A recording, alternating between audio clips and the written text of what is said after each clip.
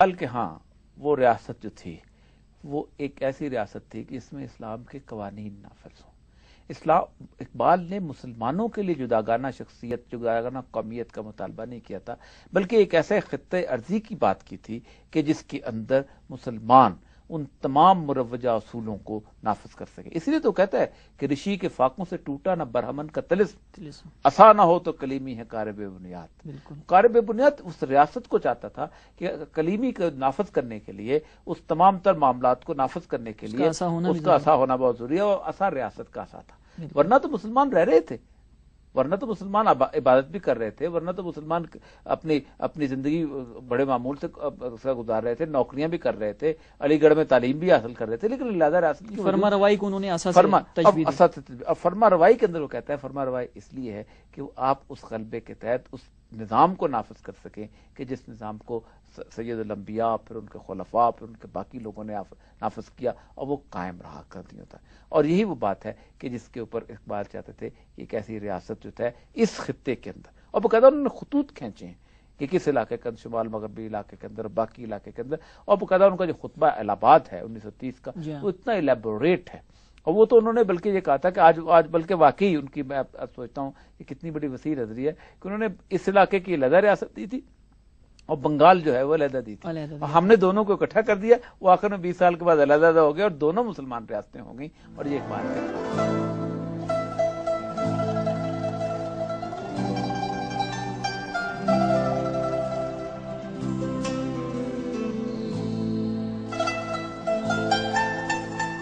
علامہ اقبال کے پیغام کو اجاگر کرنے اور اس کو پھیلانے کے لیے دانشوروں کی کیا ذمہ داری ہوتی ہے؟ علامہ اقبال کا پیغام صرف ایک خطے کے لیے نہیں بلکہ ایک آفاقی پیغام ہے، عالمگیر پیغام ہے. اقبال کے پیغام کو عام کرنے کے لیے نہ صرف برصغیر پاک و ہند کے مسلمان دانشوروں کا یہ کام ہے کہ اس کو آگے بڑھائیں، بلکہ امت مسلمہ کے تمام دانشوروں کا یہ فریضہ ہے کہ اس پیغام کو عام کریں. اس وقت ملت اسلامیہ کو اتحاد کی ضرورت ہے، اتفاق کی ضرورت ہے. اپنی صفوں میں انتشار کو ہم نے ختم کرنا ہے، اور اس انتشار کے خاتمے کے بنیادی طریقہ یہ ہے کہ ہم فکر اقبال سے رہنمائی حاصل کریں اور آگے بڑھیں اور امت مسلمہ کو متحد کریں. یہ وقت کی اہم ضرورت ہے، اس کے بغیر ہم آگے نہیں بڑھ سکتے.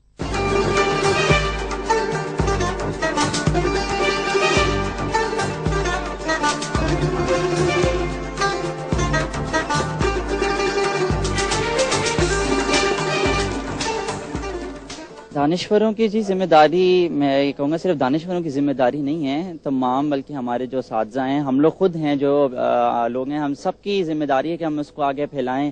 کہ یہ ایک ہمارے لیے کیونکہ بہت اچھے معنی رکھتا ہے، بہت امپورٹنٹ چیز ہے ہمارے لیے. ایک طرح کا کہ آپ ہمارے لیے ایسٹ آئیے، ایک طرح کا ہمارے لیے یہ جو ہے مطلب بنیاد، آپ کو کہتے ہیں نا بنیاد اسٹرانگ ہوتی ہے، یہ ہمارے لیے ایک بنیاد ہے ہمیں آگے کرنے کے لیے، اپنے ملک کو آگے لے کے جانے کے لیے، اپنے آپ کو آگے لے کے جانے کے لیے ایک بہت بڑی چیز ہے.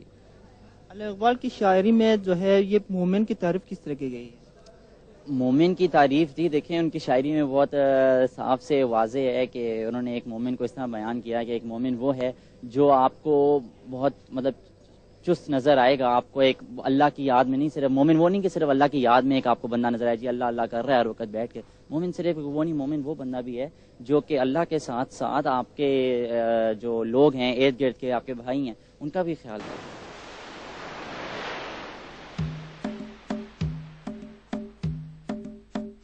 تیرے دریا میں طوفان کیوں نہیں ہے، خودی تیری مسلمان کیوں نہیں ہے، ابس ہے شکوے تقدیر یزداں تو خود تقدیر یزداں کیوں نہیں ہے.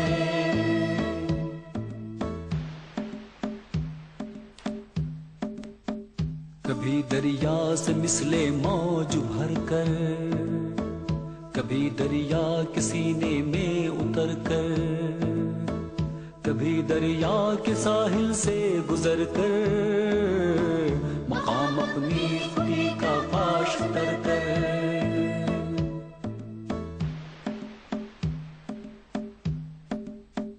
تیرے سینے میں دم ہے دل نہیں ہے، تیرا دم گرم یہ محفل نہیں ہے، गुजर जा अक्ल से आगे कि ये नूर चराग़े राह है, मंजिल नहीं है।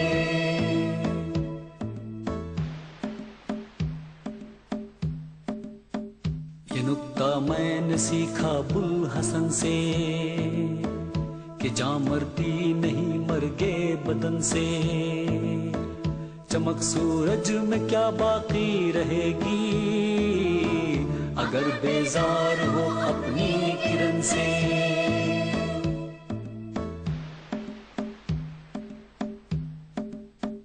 तेरा अंदेशा अफलाकी नहीं है, तेरी परवाज लौला की नहीं है, ये माना असल शाहीनी है तेरी, तेरी आंखों में बेबाकी नहीं है।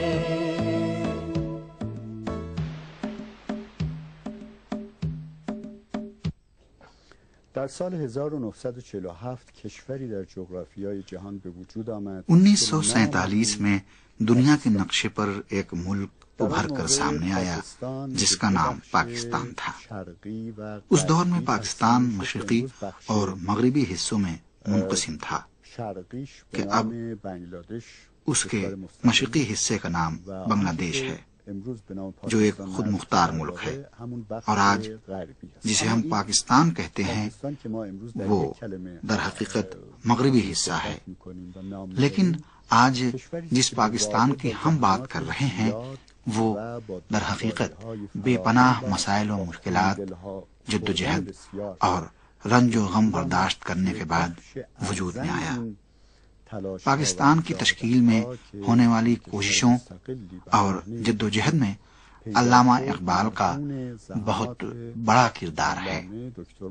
ہم جانتے ہیں کہ 1947 سے پہلے برصغیر ہندوستان میں ہندوؤں، مسلمانوں اور دوسری قوموں کے درمیان بہت زیادہ اختلاف، کشمکش اور جنگیں ہوئی ہیں، اور سامراج کے جس کا اصول ہی ہے اختلاف ڈالو، حکومت کرو، اس نے ان اختلافات سے فائدہ اٹھایا اور ہندوستانیوں کے درمیان اختلافات کو ہوا دی، جس کی بنا پر بہت سے مسائل اٹھ کھڑے ہوئے تھے جن کی تفصیل بیان کرنے کی اس وقت گنجائش نہیں ہے۔ تمام تر اختلافات اور مسائل کے باوجود ہندو اور مسلمان رہنماؤں نے اپنے درمیان قدیمی اتفاق و اتحاد کو بچانے کی بہت کوشش کی، لیکن ان کی کوششوں کا کوئی نتیجہ نہیں نکلا۔ خود علامہ اقبال بھی یہ نہیں چاہتے تھے کہ بر صغیر تقسیم ہو اور ایک دوسرا ملک وجود میں آئے، کیونکہ وہ پورے بر صغیر سے محبت رکھتے تھے۔ انہوں نے بر صغیر کے مختلف حصوں کے بارے میں شعر بھی کہے ہیں۔ انہوں نے اپنی جائے پیدائش کشمیر کے بارے میں بھی اشعار کہے، جس سے پتہ چلتا ہے کہ وہ پوری سرزمین کو ایک منسجم و متحد مجموعے کی نگاہ سے دیکھتے تھے، لیکن آخرکار وہ بھی تسلیم کرنے پر مجبور ہو گئے کہ بر صغیر کے مسلمانوں کے لیے ایک الگ ملک ہونا چاہیے۔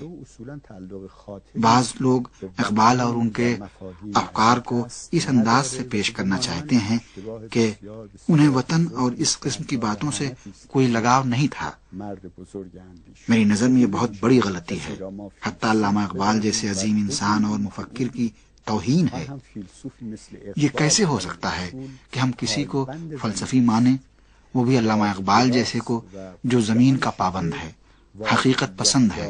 اس کے لیے حقیقت پسندی کی بہت اہمیت ہے، نہ اس چیز کی کہ جو ذہنی و خیالی ہے، یعنی آبجیکٹو ہے نہ سبجیکٹو۔